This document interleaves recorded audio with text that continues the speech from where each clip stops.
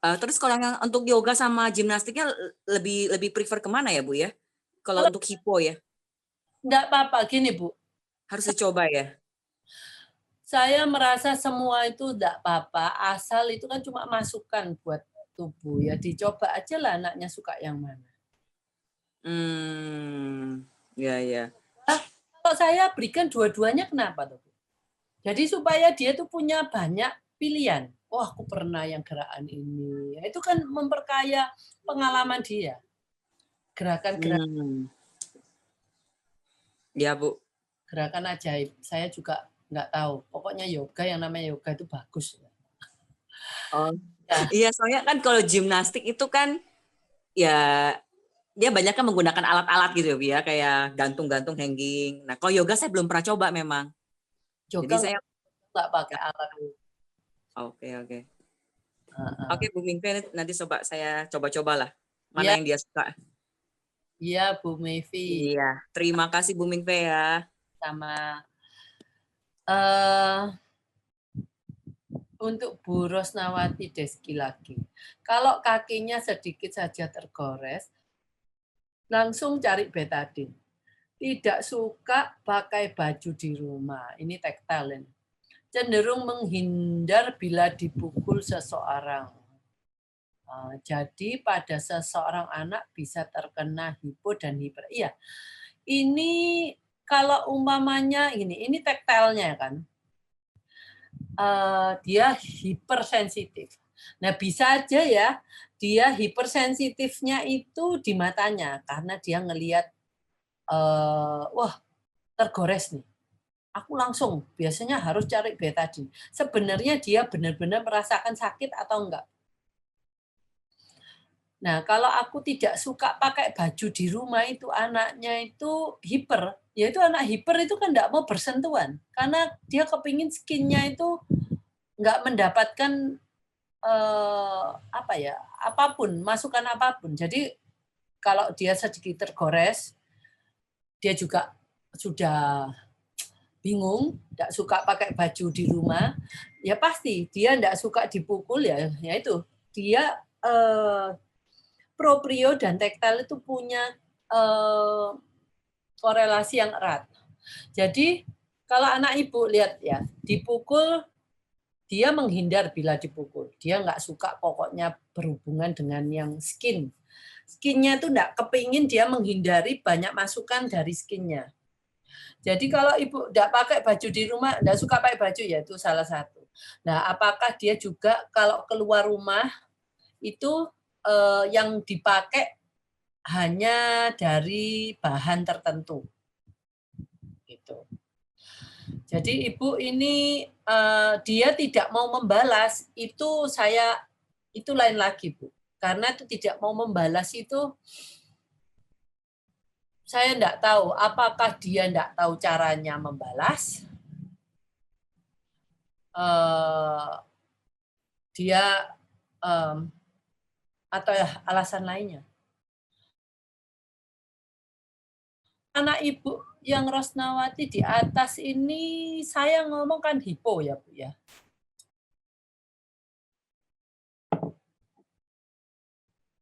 Halo Ibu. Bu Rosna. Iya, Yang halo. ini anak ibu hipo karena dia tidur pakai selimut, senang dipeluk.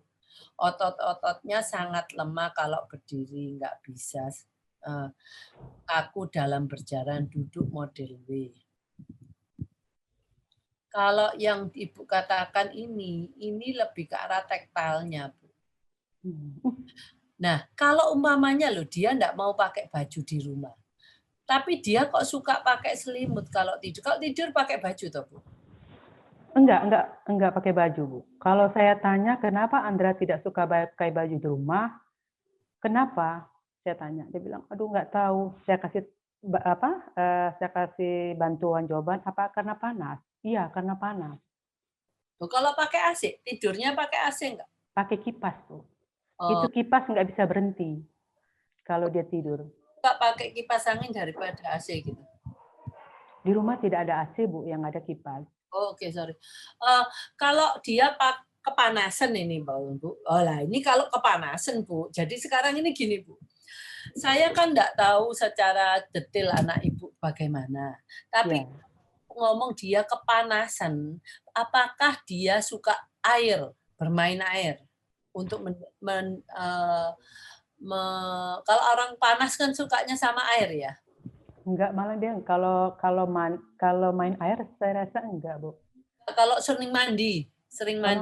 Kalau mandi dia mandi sesuai jadwal aja, pagi dan sore. Gitu, Bu. Oke, sekarang saya tahu tidak suka pakai baju cuma karena panas. Jadi kalau musim dingin juga tidak pakai baju gitu kan. Kalau panas kan artinya kalau di saat mendung hujan kan otomatis kan dia kedinginan seharusnya kan, Bu.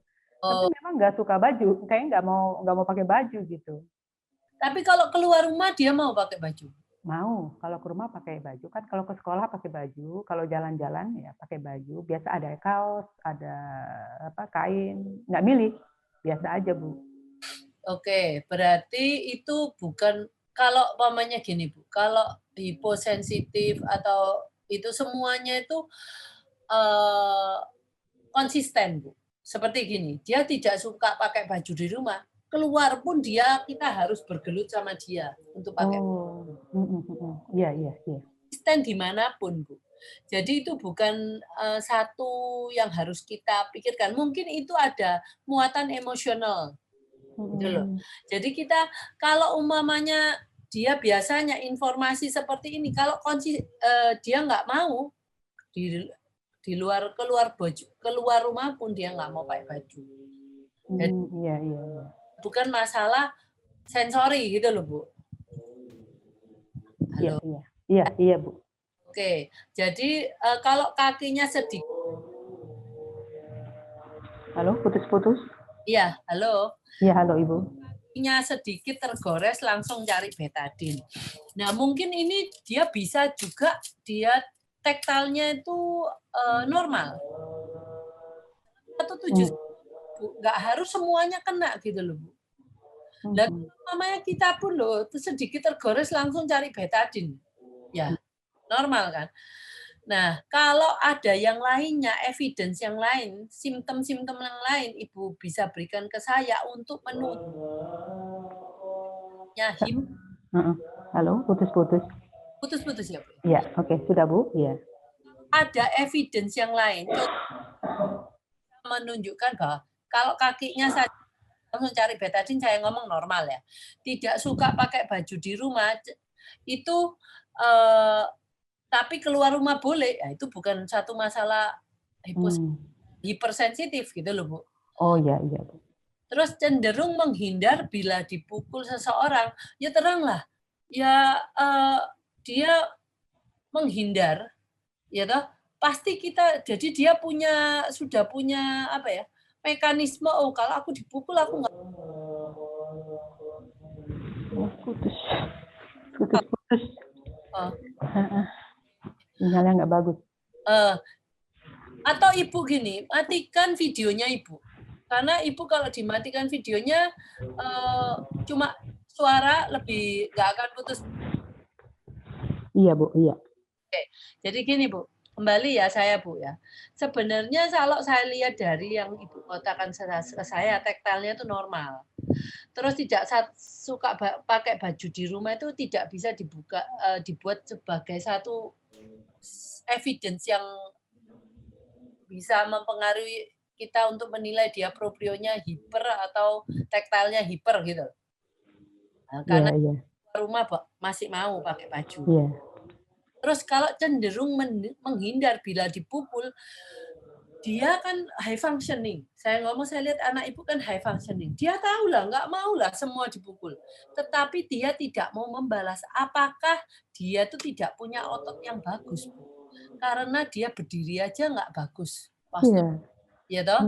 Iya. Jalan. Jadi dia kalau mau balas orang pakai pukulan itu kesulitan buat dia karena dia nggak punya tenaga. Benar Bu, dia nggak ada tenaga kayaknya. Iya, muscle tone-nya itu nggak bagus dia. Iya. bukan masalah. Jadi ibu kalau dia mau punya tenaga ya ibu harus Olahraga. Iya, bergerak. Pertama bergerak, terus harus ada bebannya. Seperti kita yang tadi mungkin pakai dumbbell yang 1 kilo, 2 kilo, 3 kilo. Iya, iya. Ini semua ini enggak bisa kita relasikan sama sensis. Belum tentu. Gitu loh. Kalau umpamanya dia kalau tidak suka pakai baju di rumah, dia keluar pun juga nggak akan mau. Atau dia harus maunya itu aku bahan ini. Nah, itu masih masuk akal, Bu. Iya, iya. Bu ya. Jadi ini Paham, Bu, ya. hipo di proprio, tapi untuk yang ini keterangan yang kedua ini saya tidak bisa judge dia hiper atau hipo. Karena ini adalah keterangan yang ya sudah saya terangkan tadi tuh. Iya, iya, Bu. Oke, gitu ya Bu ya. Terima kasih, Bu. Sama Bu. Dari Bu Ivon. Maaf Bu, maksud saya apakah terhiposensitif? Ivon itu tadi ya. Iya, anak ibu itu hiposensitif. Suka manjat-manjat, ya toh. Suka apa tadi tuh? Mangkibar gitu ya. Pakai. Nah, itu memang dia lebih ke arah proprio hiposensitif. Gitu ya Bu Ivon ya. Bu Rosnawati Deski lagi. Kalau dia sedang menghayal sambil bertepuk tangan saat mendengar musik, bunyi tepukannya sangat menyakitkan telinga dan memukul dinding. Oh, dia kalau senang, excited, dia memukul dinding, bertepuk tangan. Ya toh? Nah, anak ibu tadi kan saya bilang yang pertama itu hipo kan, Bu. Nah, saya tanyakan lagi, apakah dari keterangan Bu Rosnawati ini dia suka bertepuk tangan, ya. Terus bunyi tepukannya sangat menyakitkan telinga, artinya dia sangat keras. Nah, apakah ada yang lainnya lagi, Bu? Nah, memukul dinding. Nggak mungkin kalau anak hiper memukul dinding, Bu. Jadi anak ibu lebih cenderung ke hiposensitif. Kalau hiper itu nggak seperti ini, Bu. Bu Rosnawati sudah ya? Bu Maudi Salma Adrian. Overload dan tantrum. Overload itu yang saya bicarakan overload sensorinya, Bu. Tantrum itu marah, Bu. Anak marah mungkin keinginannya tidak dipenuhi. Nah, terus habis itu dia marah. Nah, kalau overload itu gini, ibu kalau di ruangan yang yang mungkin sensori biasanya bising gitu ya, dan ibu tidak bisa lari dasar, bising sekali. Dia itu bisa juga dia menangis kan, tantrum bisa juga dia menangis, sama-sama menangisnya. Tapi yang overload ini dia menangisnya itu kayak orang itu dia menangis tanpa ada ibu mungkin enggak tahu maksudnya apa. Minta apa? Enggak ada apa-apa. Kamu kok minta menangis? Nah, itu ibu coba lihat keadaan sekitar ini yang berhubungan dengan sensori. Mungkin dari ruangannya, ibu tahu ya, ada anak yang overload sensori visual. Dia disuruh masuk ke ruangan yang banyak kaca. Terus penerangannya pakai penerangan lampu putih yang banyak.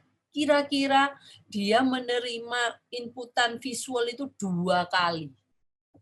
2 kali. Jadi dia nggak mampu sudah dimasuk ke sana.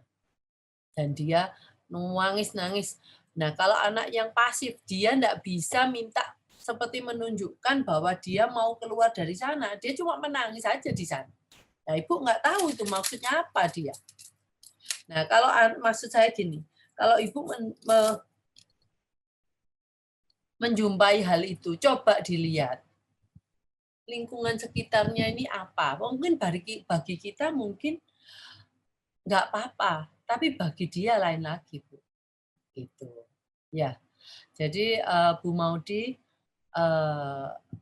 saya cuman mau orang tua bisa mungkin memikirkan kalau suatu hal terjadi yang seperti itu mungkin karena dia sensory overload atau meltdown.